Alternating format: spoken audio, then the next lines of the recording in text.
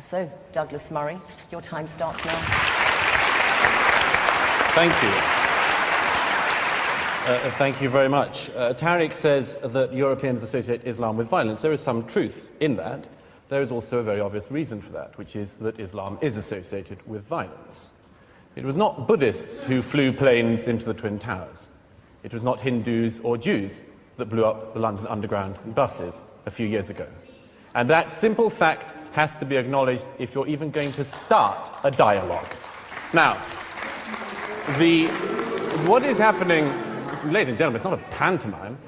I'd argue that Europe has done not too badly, considering the circumstances. In the middle of the last century, there was an almost negligible Muslim presence in Europe. At the turn of the 21st, in Western Europe alone, there were 15 to 17 million Muslims. That's a very fast migration, ladies and gentlemen, one of the fastest in human history.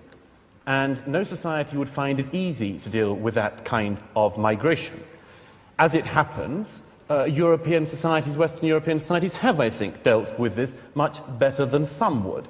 Certainly, Muslims coming to live in Britain and in Western Europe enjoy more rights and better rights, among them freedom of worship, than they do in any Islamic country in the earth here today. We do have a problem. We have a problem when the failures of Islam throughout the world, the failures of all Islamic societies, come here into Britain. Their intolerance of freedom of conscience, their intolerance of apostates, their intolerance of freedom of expression and freedom of speech, their intolerance of minorities, other religious minorities, sexual minorities, their intolerance of gays, their dislike and distrust of half of the population, women, and many, many other things. And the call, what's more, for a parallel legal system within Britain and European societies. This is monstrous. No other group behaves like this, asks for parallel laws. This is a fundamental problem, and it's one we're going to have to deal with. It's a problem between a society, Western Europe, that believes that laws are based on reason, and Islam that believes that they are based on revelation. Between these two ideas, I'm not sure there is very much compromise for Europe. It is not Europe that has let down its Muslims, but the Muslims of Europe that have let down Europe. This is not solely something which we have to say we can never reconcile. Of course we can reconcile this, but we need to be honest about it. We need to be frank about it, and we cannot avoid things just because they are unpleasant. And if there were one thing I would wish Muslims in Europe could learn today, as fast as possible, it would be this: that you have no right in this society not to be offended.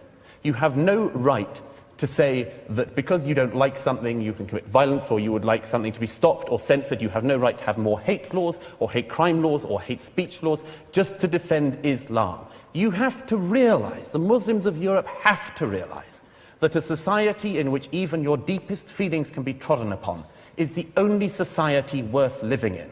And the sooner we can learn that, the sooner that Islam can learn that within Europe, the better. It is not Europe that has failed its Muslims. It is Islam that has failed Europe. I'd argue Islam has failed its Muslims. Thank you.